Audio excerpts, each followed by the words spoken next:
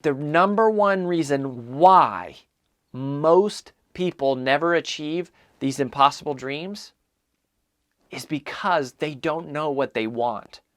Or if they do know what they want, they don't take the time to sit and be with that dream.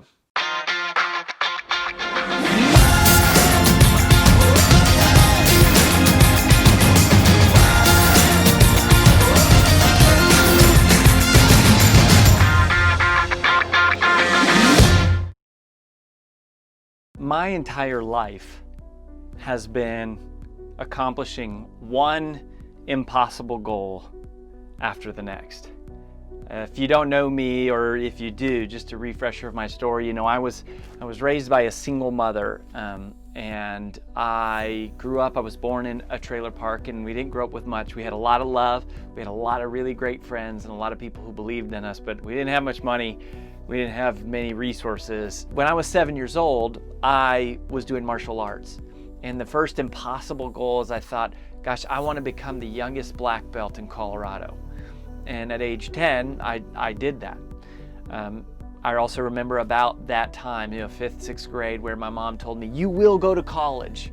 You will absolutely go to college, and you will get a full ride scholarship, because I will never be able to afford it. She laid that gauntlet down, and I remember thinking, one day I'm going to go to a private school for college, and I'm going to get a full academic scholarship. The goal is, the purpose of me telling you this, is that there is a process, there's a system to success. In this video, I want to talk to you about how you can conquer impossible goals. In fact, I'm going to share with you a 4-part process for how anyone can do it, and specifically how I have done it repeatedly. And I don't mean for any of this to come across as bragging. I want to share with you a process and a methodology that's not just theoretical, but that is practical, that's actual, that I've used in my own life, I've deployed in the lives of others. Our team, we've created teams of people who've helped other people follow this process so that you can follow it also. I remember the first time I said, I want to be a New York Times bestselling author. And that, I can't tell you how crazy that was. I might as well have been saying, I want to be the president of the United States. And so for me, where I was in that moment to where it actually happened, the gap of that distance has to be as big as any gap between where you're at right now and whatever your wildest dream is. I'm absolutely convinced of that.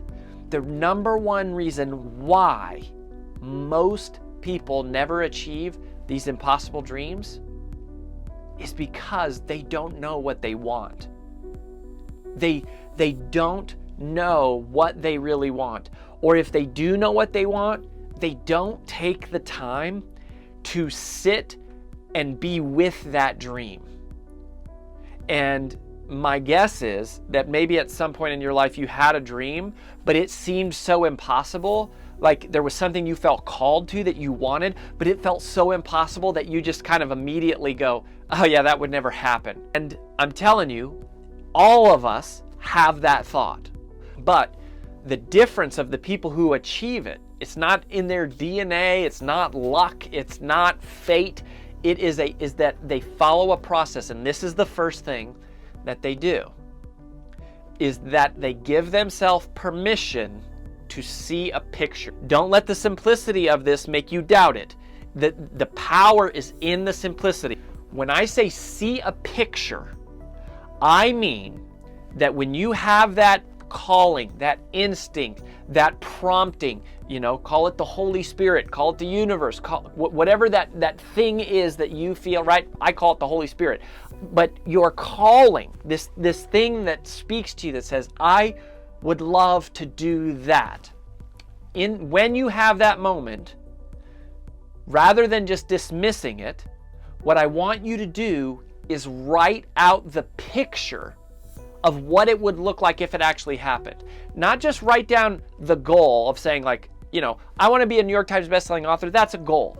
I'm saying describe the picture. What would it look like? And I want to give you a little technique for this. This is actually right out of my Take the Stairs book. It's called VAST, V-A-S-T. So the V is write what you can see visually. So it's visual, auditory, smell, and touch. Describe a scene. I'm not saying write down a goal. I'm not talking about one line here. I'm talking about writing out a paragraph, which if you do this right, might easily become a page, which sometimes when you do this could become 5 pages. Pretend you're an author and describe for me the scene of what this looks like, right? So when I was thinking about the World Championship of Public Speaking, 25,000 contestants from 90 countries, people spend their whole careers trying to win this world championship. I was 22 years old going, I want to become a professional speaker one day. I've got no credibility. If I won the world championship, maybe that would launch my career. So my goal was become the world champion of public speaking.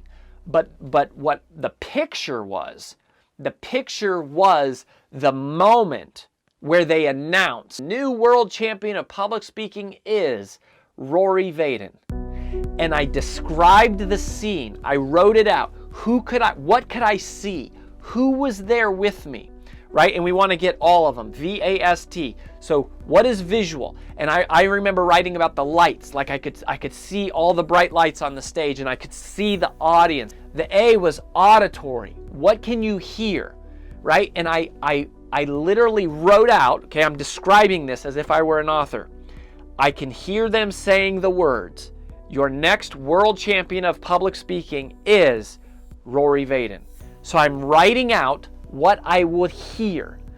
And this is becoming vivid in my brain because now I'm hearing this. And then I talk about what I can smell, right? And so I'm trying to talk about things, any sort of scent, right? Like maybe you're somewhere on a beach, or maybe you're at a restaurant, or maybe you're at your house, or maybe you're outside, or you know, like whatever it is. For me, I was like smelling the stale hotel air of like a giant ballroom. And then the T is what can you touch? Okay, so kinesthetically, what can you touch? I was describing holding the trophy, right? And I could feel the weight of this trophy and the sharpness of its edges in my hand. In addition to what can you touch, right? Like I could feel the stage moving underneath my feet. It's also how do you feel? This is the first step to conquering impossible goals. Do not underestimate the power of it. This is a story that has been repeated to me by ultra performers that I have studied, interviewed for my podcast, profiled from around the world, shared the stage with, heard them speak, read their books. This is super powerful. So this is the first step of conquering impossible goals.